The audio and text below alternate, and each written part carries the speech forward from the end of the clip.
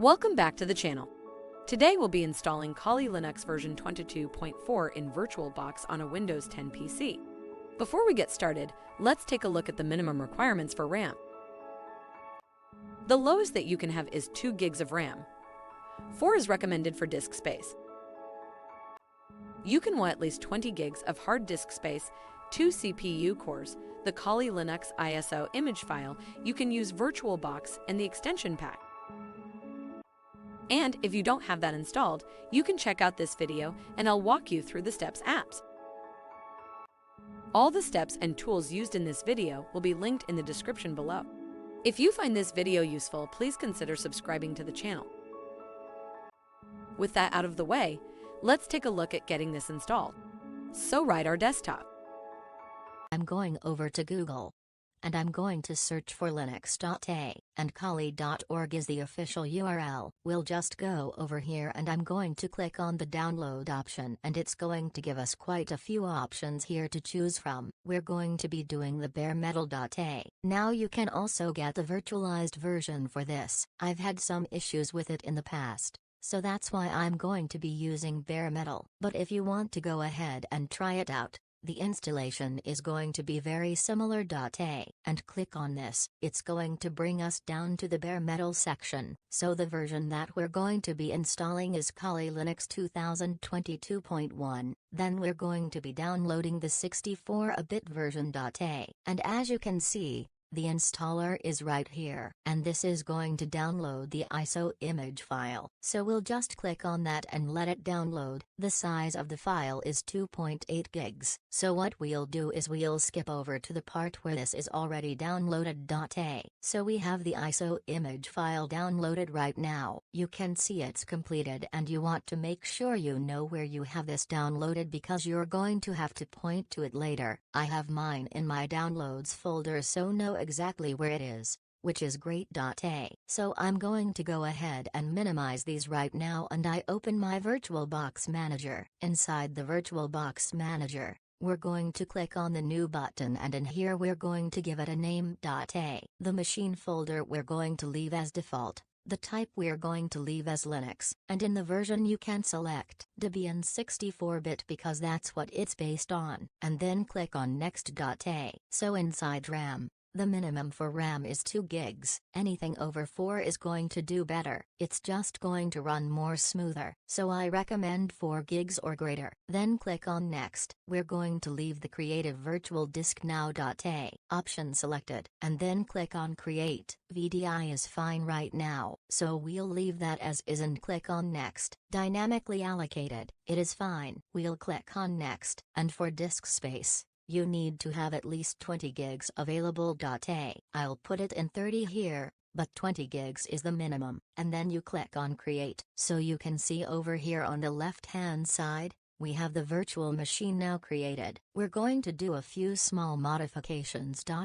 So we want to make sure it's selected in blue, and then click on the Settings button, and inside here under General, we're not doing anything in here, but under System over here in the Memory section, 4 gigs is what we have selected, which is great.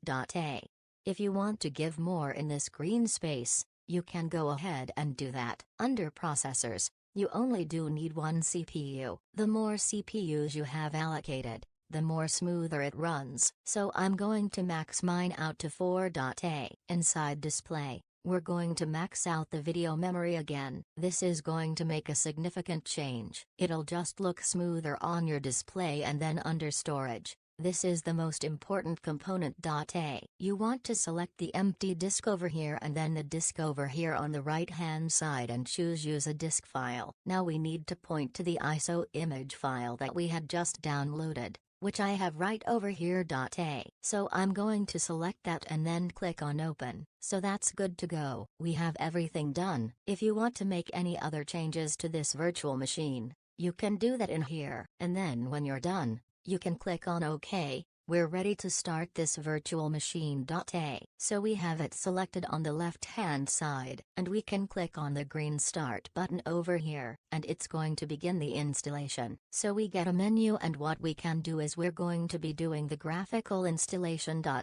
You do have other options here if you want to select that, but for this installation, we'll be doing the first options. So we'll have it selected and then hit enter on your keyboard. In this installation, I'm going to be using a lot of the default North American settings.a. If you want to customize this to your region, you can go very specific to your region right now and select the language and settings for that. But for this example, we'll be doing English and United States settings.a. So I'll have English selected over here. Then I click on continue. And for the location, I'll be leaving it as United States and then click on continue. The configuration, the keyboard will be American English and then click on continue. For hostname.a, we're going to be leaving it as the default name there. Kali, you can put whatever you'd like there, but we'll leave it as default and click on continue. Domain name, we're going to be leaving it as blank and then click on continue.a. And now we're going to be adding a user to this configuration right now. So I'm just going to give it a name Vineeth and then click on continue. It will use that as a username as well. And now we're going to be setting up a password.a. So you can go ahead and type in an alphanumeric password here. Once you have your password and you can click on continue. For the region for your clock, you can select whichever time zone you're in. I'm going to leave mine as Eastern and then click on continue.a. So we'll be leaving the default option as use guided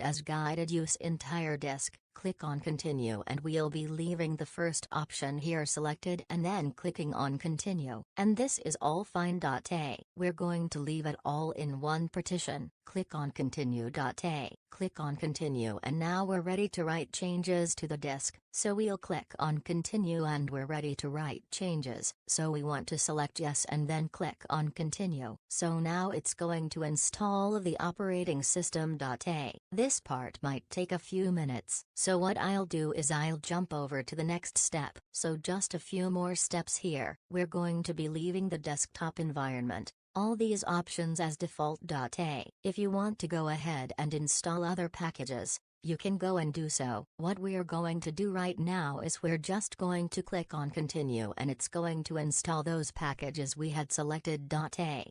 So now we're just going to click on continue and we're going to select the virtual driver over here and click on continue. Okay, so the installation is now complete. We're going to click on continue to reboot the system.a. Okay, so we've just booted back up into the operating system. We're going to type in our username and password. It's going to sign us in. And here we go. We just installed Kali Linux 2022.1 in VirtualBox on a Windows 10 PC.a. Hope you enjoyed this video. If you did, please like it. Please consider subscribing to my YouTube channel. I want to wish you all the very best. Thank you.